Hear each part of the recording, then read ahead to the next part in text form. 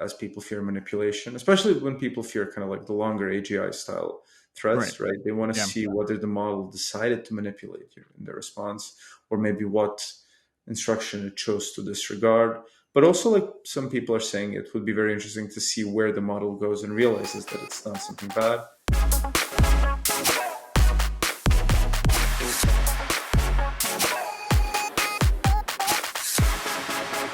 Hello and welcome back to another episode. Oh. Thought I'd do that to you.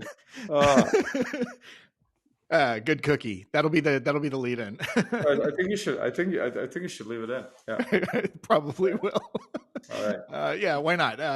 Hi, and welcome back to another episode of Deep Learning with PolyAI, the only podcast that sends you on a wild roller coaster every time we kick off. I'm your host, Damien. I'm here as usual with CEO and co-founder of PolyAI, Nikola Mrkšić. Hey, Nikola, how are you? Good to see you. I'm good. Fresh off of a red eye. How are you? Oh, yeah, you just came back from Montreal, correct? Yeah. Oh, wonderful. Another conference in the bag. Great. Well, a lot has happened this week while you were in Montreal, so I thought we'd do an episode on the AI news and review to talk about some of the key headlines that are making their way around some of the big names in the AI space, or practitioners and deployers of AI and AI systems.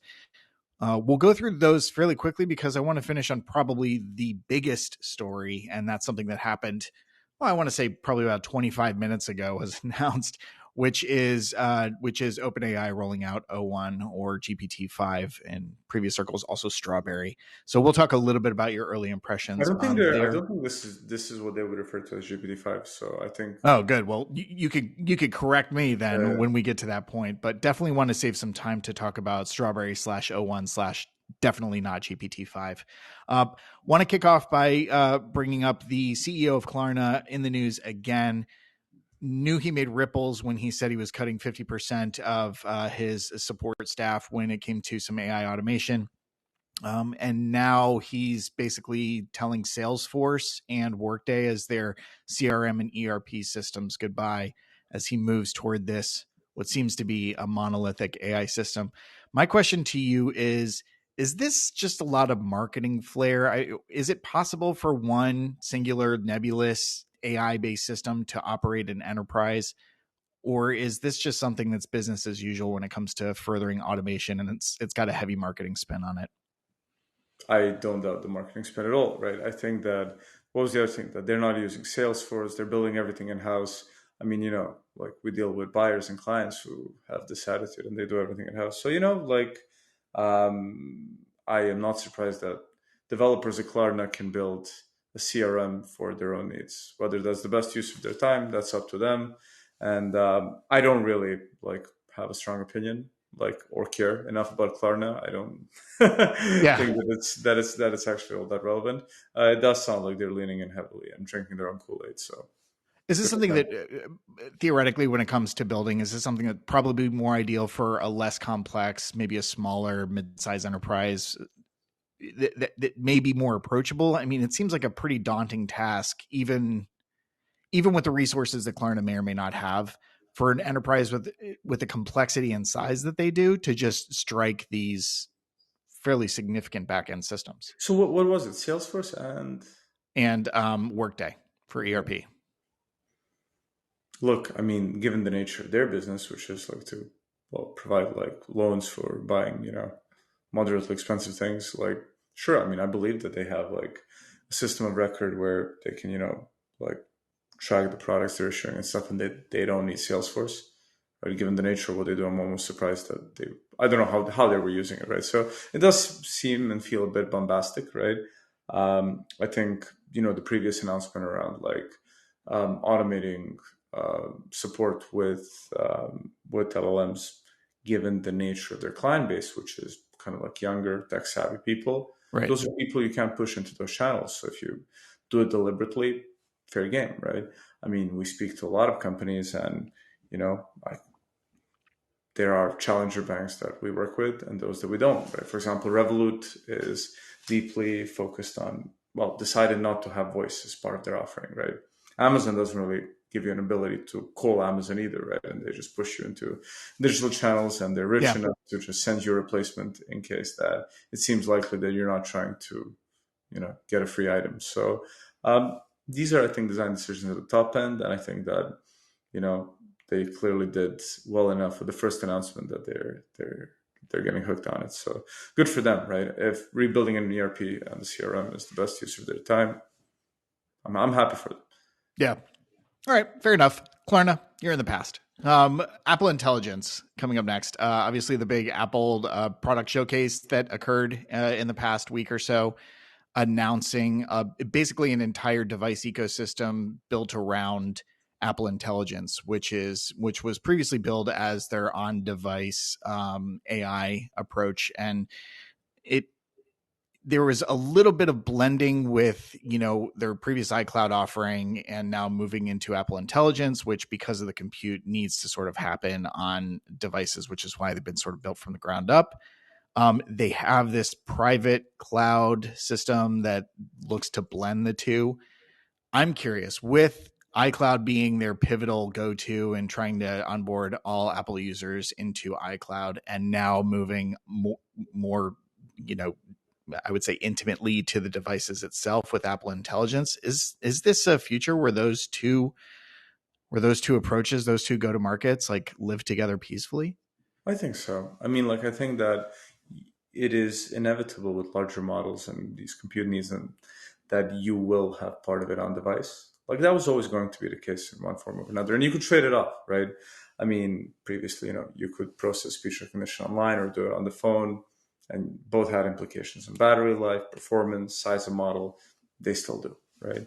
I think with more and more features that are based on LLMs, you're going to need a faster phone with a better CPU, GPU, right? Yeah.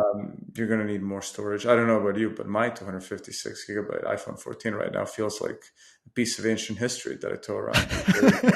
Honestly, I am out of space constantly, and the next one I buy is definitely going to be like a terabyte. So, I think it's a good way for them to, create a need for people to upgrade their phones. I can't wait to get one, so I'm excited about everything. And they're pushing a lot of it into Siri. Someone who used to work there, I'm really excited to see all the ways in which Siri will improve. Big believer in Apple in general. I think that no company really treats its product with as much respect and love and care as they do. Yeah. So, when it comes to privacy and designing the right approach around giving you all that while giving you the best that you can have in terms of these features, I'm really excited. I mean, the whole demo with explaining images, right? Search over one place where I would still go out of the Apple ecosystem always was Google Photos. I don't know about you, right? But if you're looking for expenses, right, and you have 50 things to submit, Google Photos tends to be better at searching, right? Oh, sure. Yeah. If I'm dealing with paperwork and I've taken a photo, I know I have, but I can't find it. Google Photos have, up to this point, been a lot better at vaguely describing the thing and it being found in my photos. So I'm excited for Apple to kind of catch up with that without giving all my data to Google. So it's cool. I'm really excited. Are you going to buy a new iPhone? Yeah. I definitely will. I'm typically on a three model cycle. But I'm sitting on I think a 13. So I'm ready to move up. It just so happened to coincide. The privacy thing is a huge issue, and that's always been one of the flagship tenets of Apple is allowing for the utmost of consumer privacy, even going so far as to blocking federal and governmental intrusion for some devices. And this definitely plays into that. What does it say when they're pushing the safety and security of on-device privacy? Again, going back to the cloud before, are they basically damning their previous efforts? Well, why do you say that?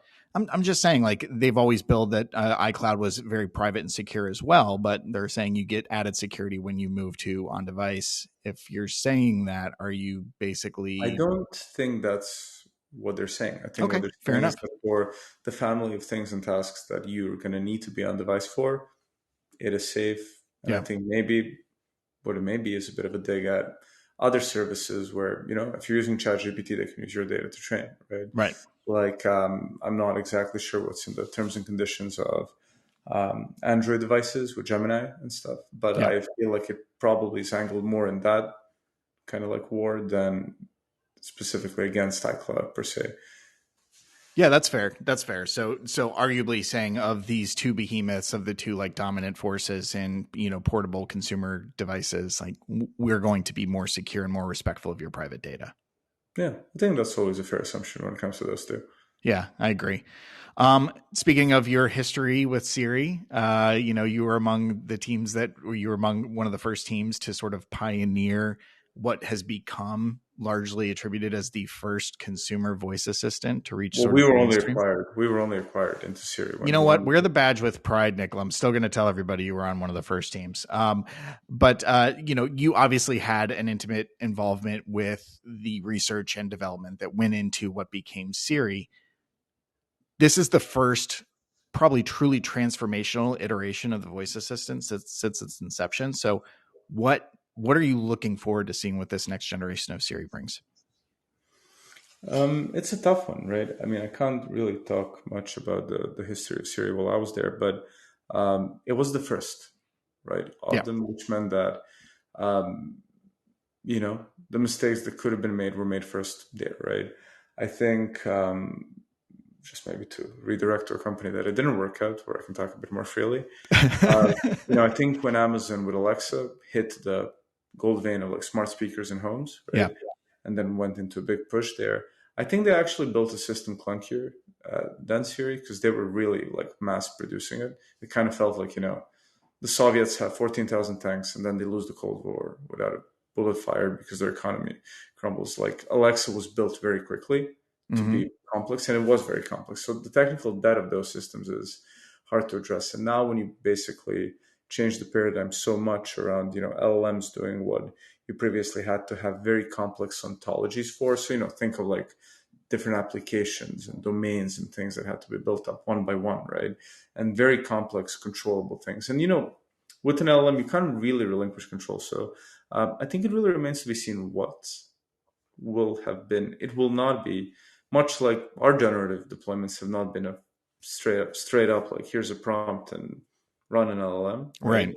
If you have different requirements, both like in terms of controllability, understanding, safety, etc., you can't just go and throw an LLM at it. So I think what I'm really interested in seeing is just like how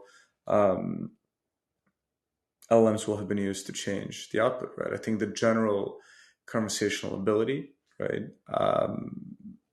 And it depends, right? I mean, Apple's always been very opinionated around, like what Siri should and shouldn't say, where to, Right.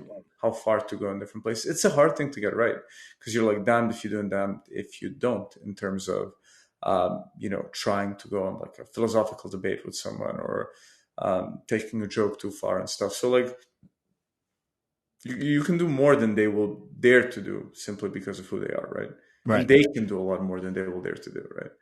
So it'll be exciting nonetheless. But I think historically, the only step that you can take is up when it comes to home, voice assistants or smart speakers. Historically, all those limitations, as far as when it hits the consumer level, it causes a lot of frustration because of some of those safeguards that are put into place. So maybe I mean, listen, we're I think it's people are very critical of all of them, right? Apart from a very small minority that really loves them the way they are and they're power users and know exactly how to use them, right. right? Exactly. Yeah. But the truth is, I think the real thing and the reason why with PolyAI I created a company that's like focused on enterprise use cases Right. is that I think there's a stronger need there because there are repeatable things that happen at scale over the phone, right? The problem with consumer voice assistants is that like everyone imagines a different thing. We all have this fuzzy understanding of what this future Jarvis style mega powerful voice assistant will be. All right. But like, what do you really need it to do, right? Exactly. That's the And thing, is that I've and always the been real supportive. bottleneck, like whenever the inevitable end of, I've had this conversation many times in the last few weeks, right? The inevitable conclusion is, well, it should know everything about me. And then as it books a trip for me and my family, it should know that, in our itinerary, my wife loves Thai food and I love Japanese food. So like, it should, like, come on, man. You Yeah. wouldn't trust like a human being to do that. Right. You're probably Right. going to argue with your wife on where you're going That's to go, true. right?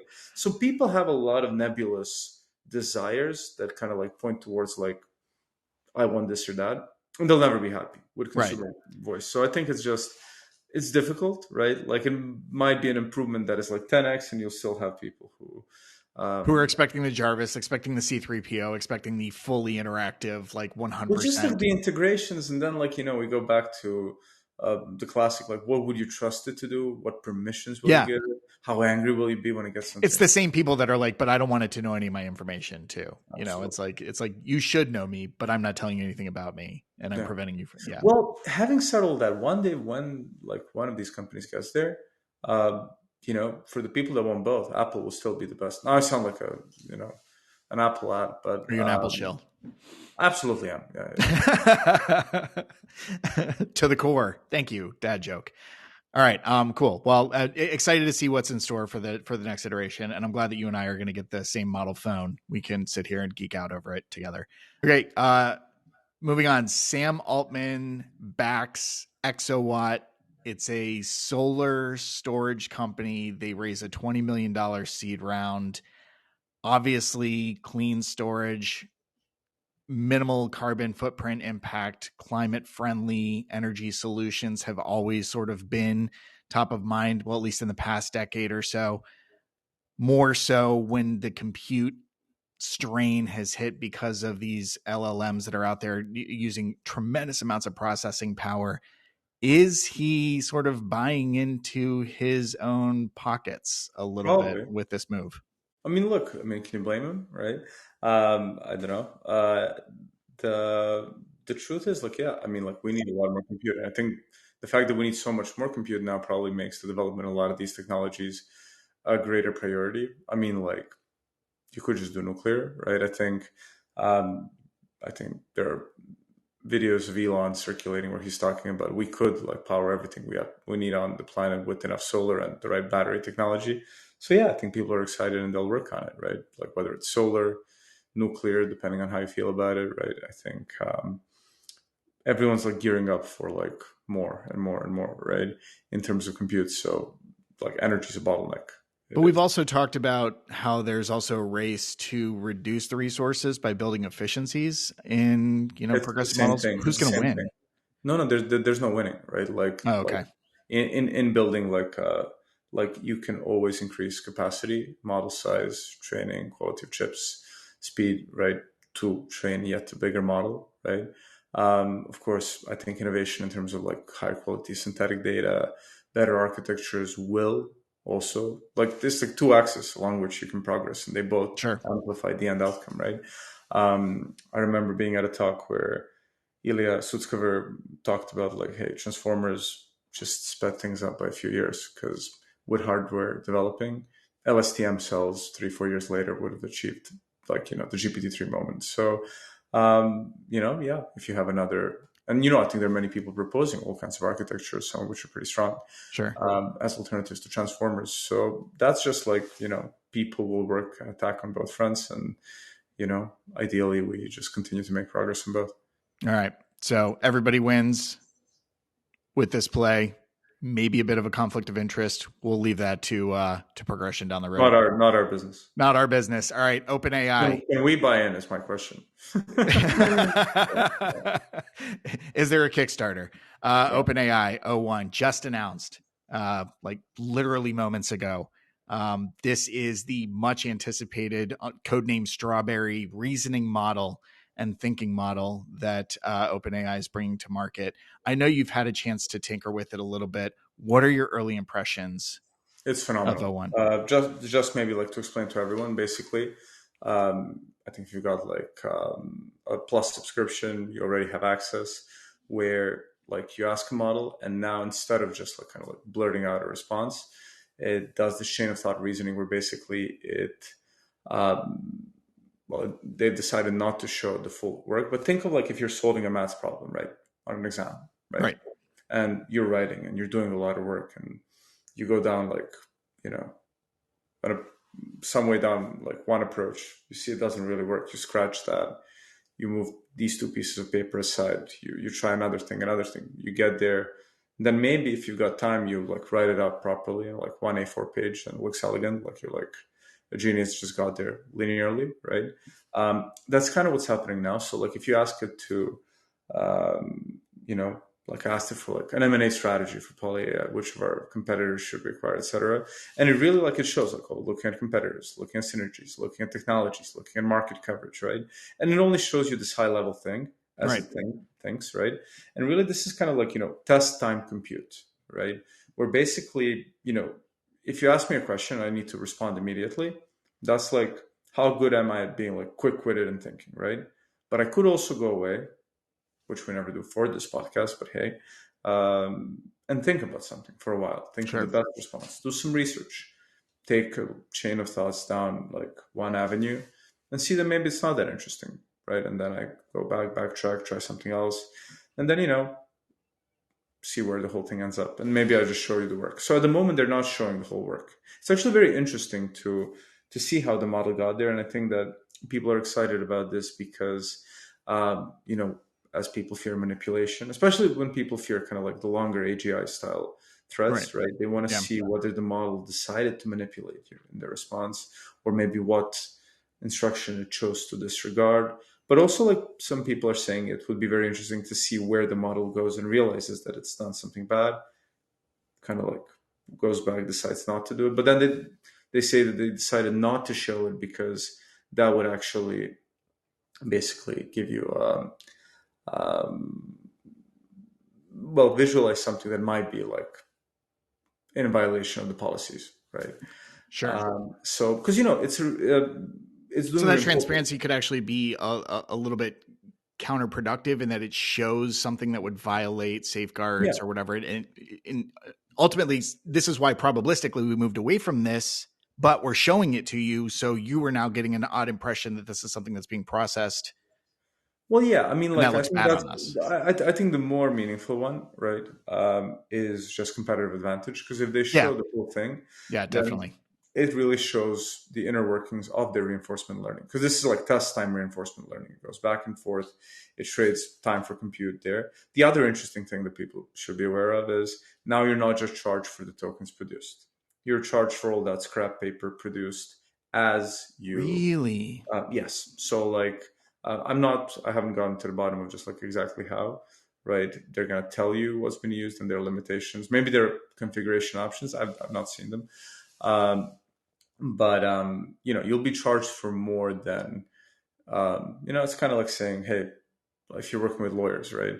Go do this for me. Well, how long did you spend on it? Right? Like 4 hours or 8 hours.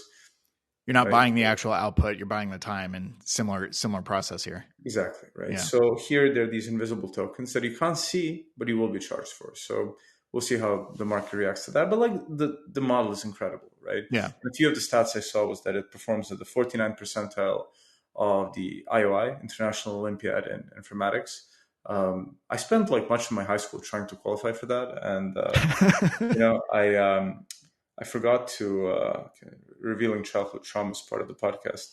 I forgot to print an answer modulo something, which put me down from being second to fifth, and I never got to the IOI. No. But now it can be, you know, it's fine because now it's not fine. We're doing an entire episode on that moment. We need to dissect it. Yeah. Counseling, right? But you know, at this point, an AI model is like roughly half among the pack of like the best 4 people from every country in the world sit down and code. Like these are high school students, right? So up to the age of like 18-ish.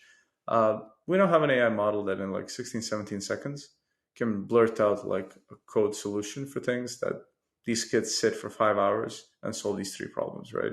That's incredible. You know, if someone had told me that even like as 2 years ago, when kind of like GPT-3, 3.5, it wasn't clear that it was going to go that fast. Although, I mean, coding and the other thing that if you prepare for these kinds of competitions, you know, you realize after a while is that there is a lot of like rote learning of things, right? Like what people do at those competitions is, you know, there's 30 minutes at the start, everyone sits down in front of a workstation, not your workstation because you can't use your resources, and people just start writing scripts, right? Sure. Like they're like, I'm going to write, you know, this like maximum flow algorithm because I'm probably going to need it in one of the problems, or I'm going to write like whatever, a complex graph algorithm because I might just need it, right? So the truth is, when you train on these things and these solutions, it is still very well. It's fascinating the language model can fit it together in a way that it will work. It is incredible that it can like do it at that level, but it's also not surprising that it can produce these things because it's probably seen a lot of them in training. It might have seen like so many micro variations of these problems that it just goes like, someone who's lived forever and seen like 10,000 versions of the problem. I think that if you're setting those tasks like as the commission of like IOI, like you run out of ideas, right? Sure. So like it's hard. It's exhausted at some point. So it's not surprising, but it's also extremely surprising that you can do it. It's incredible. But like back to like this like chain of thought reasoning, the number of these steps and sequences is increasing, right? And like this is not GPT-5, right? This is basically the 4.5 moment, right? I digress. Then I digress. Well, I mean, like they've decided not to call it GPT-5 for what it's worth, right? I don't even think it's GPT. I think it's OpenAI's O1. Yeah. Yeah. Yeah. I don't know, but it's really cool. I mean, like it like showing that like both sequence of reasoning. I love that visibility. I think it's a step towards that responsible AI movement as well, which is now people are attacking it because it doesn't show the full thing. Sure, because they would love to see it, right? But haters gonna hate. Absolutely. Look, I think that there's been a lot of like. Some would say that like the 2-3 companies have like separated at the top. I mean, that's probably true, right? Yeah. But a lot were saying that like OpenAI has lost its edge. Not today. Not today. Not today. All right. Awesome. Well, thanks for recapping some big happenings in the AI news world. And it was a pleasure, as always, to chat with you. I'm going to look into the International Olympiad of Informatics. I'm going to go play with Owen. But that was a nice little glimpse into your past. It's almost funny. Did they name it after like the visa that all tech entrepreneurs go for when they go to America? I don't know. Did they? Which came first? Which was the first IOI? Anyway, but I appreciate it. Nothing to do with IOI. DO1. O1. Yeah. Okay. Yeah. Well, it was a pleasure as always. A lot of fun to chat with you, and hopefully we'll catch you next week. Thanks for joining us. See you, Damien. Bye-bye.